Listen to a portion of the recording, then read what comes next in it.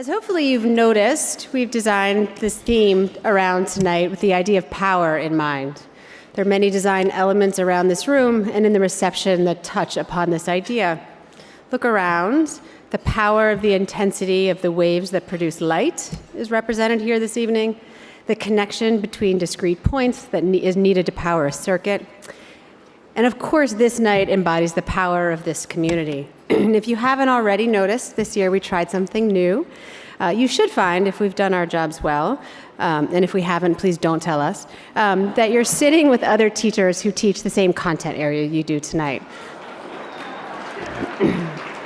These connections are at the heart of what amplifies the power of what happens when you bring the greatest teachers across New York City together. You're laughing. Don't tell us if we didn't do it right. You should know. Some of you have heard me talk about the difference between classroom teachers and school teachers over the years. School teachers are different than classroom teachers, and both are really important. Classroom teachers, to me, are those who provide the highest level of education for the kids who come into their classroom. School teachers differ. They differ because they also get involved outside of the classroom, across their school, across their communities, and across the country. School teachers work to have influence in the larger educational community. And I'm a firm believer that now, more than ever, in order to make public education work, we need school teachers. The teachers who see their roles as advocates for kids, for their schools, and for our city will only make our system stronger. And it's these teachers who influence the work of public discourse about student learning and access, who speak out about the profession of teaching, and certainly now, at this tumultuous time in our country, teachers who stand up for the issues that our schools face. We are so incredibly fortunate and lucky that 1,000 of these teachers are school teachers in MFA, who look beyond their classrooms, who are part of our community, and I have the pleasure of introducing you to two of them tonight. Lynn Chon is a middle school science teacher at MS 88 in District 15.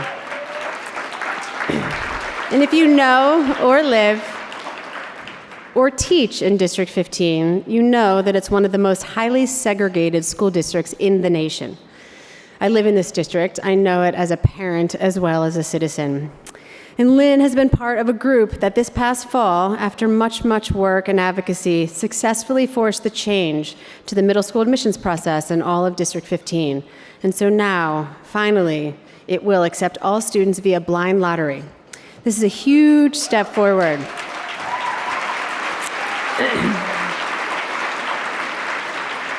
It's a huge step forward in creating more equitable middle schools across the district in this time, in this city. For those of you who teach in District 2, I dare say I believe that you're next, right? If you've ever spent any time with Lynn, then you know that she's also quite passionate about issues of climate change. You may have come to a Thursday Think where she voiced her concerns to Al Gore, or you've been following her work with the mayor's office where she works to build climate-resilient schools.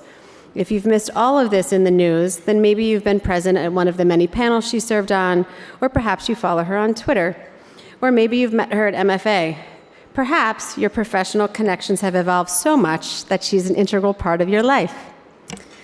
If you haven't met her before, please try and introduce yourself to her this evening. Her commitment, her calm, and yet her powerful presence are at the heart of what makes her such an inspiring school teacher. Now, if you're at all connected to the public dialogue about race and education, then Jose Wilson needs no introduction to you.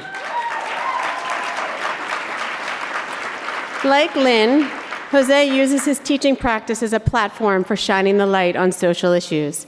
He's a middle school math teacher at IS 52, but I dare say he is best known for his public voice.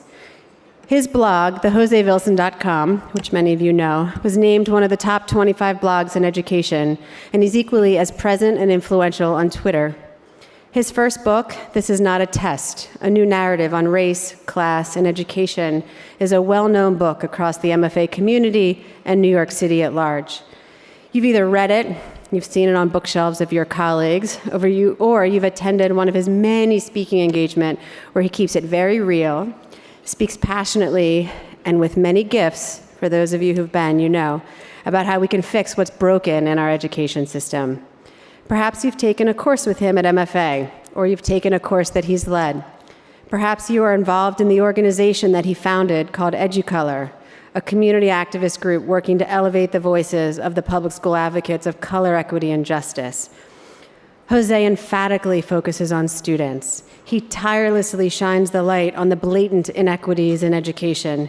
He's a father, a teacher, an activist, and an inspiration to us all. Many of you have heard him speak before, many of you follow his blog, and many of you call him a friend. Together, Lynn and Jose are a force to be reckoned with. Ladies and gentlemen, please join me in welcoming to the stage Lynn Shan and Jose Wilson.